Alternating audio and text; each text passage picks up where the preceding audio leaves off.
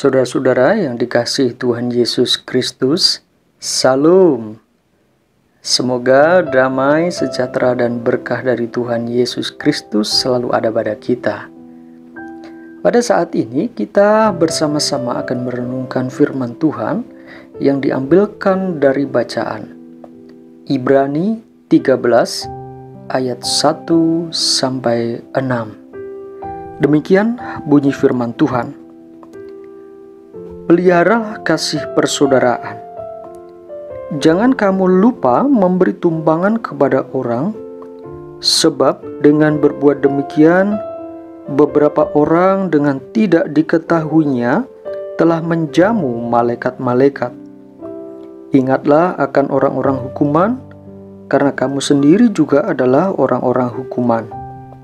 Dan ingatlah akan orang-orang yang diperlakukan sewenang-wenang, karena kamu sendiri juga masih hidup di dunia ini.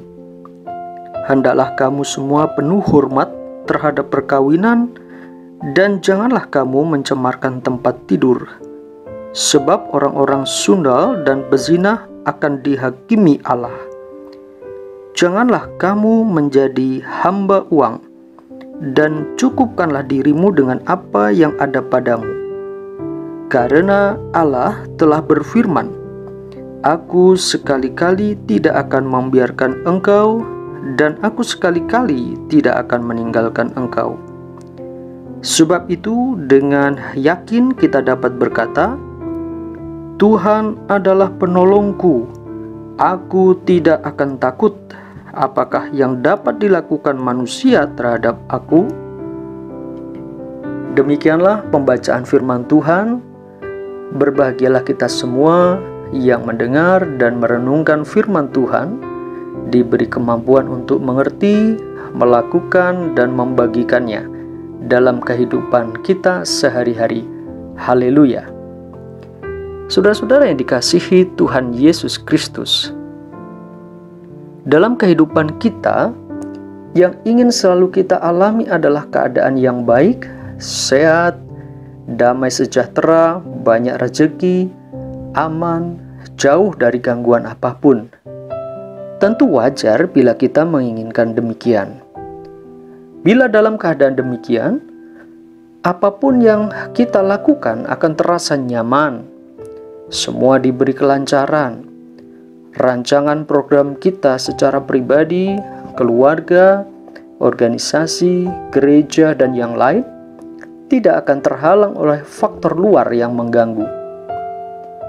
Lantas, bila keadaan terbalik, apa yang terjadi dengan semua itu?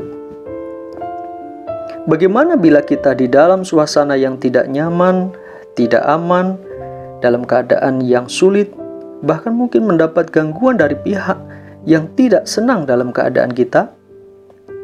Saudara-saudara yang dikasihi Tuhan Yesus Kristus, perikop yang kita baca ini menjelaskan kepada kita semua bahwa pada masa surat kepada jemaat Ibrani ini ditulis, orang-orang Yahudi yang telah beriman kepada Kristus sedang mengalami kesulitan hidup karena mendapat tekanan, ancaman, dan tindakan yang tidak menyenangkan yang dilakukan oleh orang-orang Yahudi lainnya. Namun demikian, penulis surat Ibrani menyampaikan kepada orang-orang yang beriman kepada Kristus bahwa dalam keadaan yang tidak nyaman, penuh tekanan dan krisis seperti ini, jangan membuat kehidupan mereka menjadi kacau. Semua harus berproses dengan baik. Iman mereka harus dinampakkan.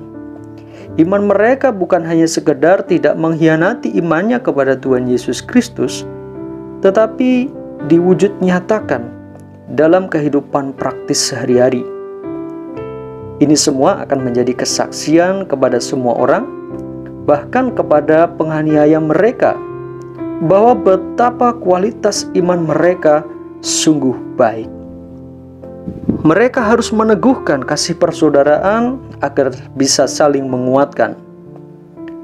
Wujud nyata kasih persaudaraan adalah kerelaan memberi tumpangan kepada sesama anak Tuhan. Mungkin saja tekanan yang datang kepada mereka berasal dari keluarganya sendiri, yang mengusir anggota keluarga yang percaya kepada Kristus agar keluar rumahnya. Apabila ini terjadi, maka kewajiban sesama anak Tuhan untuk menampung mereka, terlebih lagi mereka yang dipenjarakan karena iman. Kasih sejati berani mengambil resiko menolong mereka, mengasihi mereka, sebab mereka yang dipenjara tidak bisa bebas keluar untuk meminta bantuan. Sementara itu, ketika menghadapi tekanan, mungkin saja itu membawa dampak terhadap keuangan mereka. Mereka harus tetap menjaga rumah tangga mereka dan tidak membiarkan masalah keuangan menghancurkan keharmonisan keluarga mereka. Kehidupan mereka juga harus kudus, agar para pembenci umat Kristen tidak dapat memfitnah mereka. Tuhan sendiri yang akan menanggung dan menjamin hidup mereka. Kristus yang sudah menebus jiwa mereka pasti akan memelihara kehidupan mereka. Saudara-saudara yang dikasihi Tuhan Yesus Kristus, bulan Oktober ini kita sedang melaksanakan masa perayaan hidup berkeluarga GKSBS. Kita diingatkan untuk menjadi keluarga yang berencana, keluarga yang tidak sekedar menjadi keluarga biasa, tetapi keluarga yang betul-betul menjadi kesaksian iman bahwa keluarga kita sungguh baik. Keluarga yang baik, yang saling mengasihi, intern keluarga maupun kepada sesama, memiliki kehidupan ekonomi yang baik, pendidikan yang baik, dan memiliki rancangan ke depan yang terprogram dengan baik. Mungkin pada umumnya kita tidak mendapat tekanan yang dahsyat seperti yang dialami umat Ibrani seperti kisah yang ada dalam perikop ini.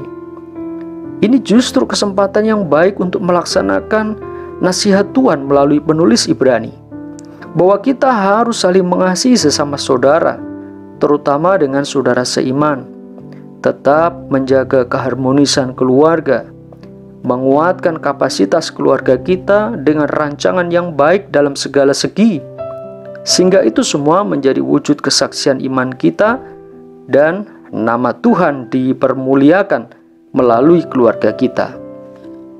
Kita yang berada dalam GKSBS sebagai keluarga besar pun tetap harus solid, menjaga tali persaudaraan, saling peduli, dan memiliki rancangan strategi, program yang betul-betul terencana dengan baik dan dikerjakan dengan penuh tanggung jawab. Seluruh jemaat se-GKSBS harus solid bersatu, mendukung, dan para pemimpin yang diberi wewenang harus betul-betul melaksanakan kepemimpinannya dan pelayanannya dengan penuh tanggung jawab. Inilah kesaksian iman GKSBS yang harus diwujudkan. Ketika saat ini kita tidak mendapat serangan dari luar keluarga kita pribadi maupun dalam ber-GKSBS, justru yang perlu kita waspadai adalah jangan sampai faktor-faktor intern, yakni ketidakutuhan ikatan persaudaraan, ketidaksolidan dalam saling mendukung, tidak merencanakan dan melaksanakan program dengan baik, itu semua kita harus waspadai, karena semua itu akan bisa menghancurkan kita. Kita harus saling menguatkan dan menopang supaya tidak seorang pun dari kita menjadi lemah dan menyerah. Mari kita semua menghadapi semuanya itu dengan hidup yang benar, seturut dengan kehendak Allah. Marilah kita selalu memohon kepada Tuhan Yesus Kristus agar kita menjadi alat kasih-Nya, bukan hanya sewaktu kita hidup aman, namun pada saat ke depan, mungkin dalam keadaan susah sekalipun. Saudara-saudara yang dikasihi Tuhan Yesus Kristus, demikianlah firman Allah yang kita renungkan saat ini. Kiranya Tuhan Yesus Kristus selalu memberkati kita semua dengan pikiran, perkataan, dan tindakan seturut dengan kehendak-Nya. Mari kita tetap bersemangat dan tetap bersukacita, karena Tuhan Yesus Kristus selalu memberkati kita semua. Amin.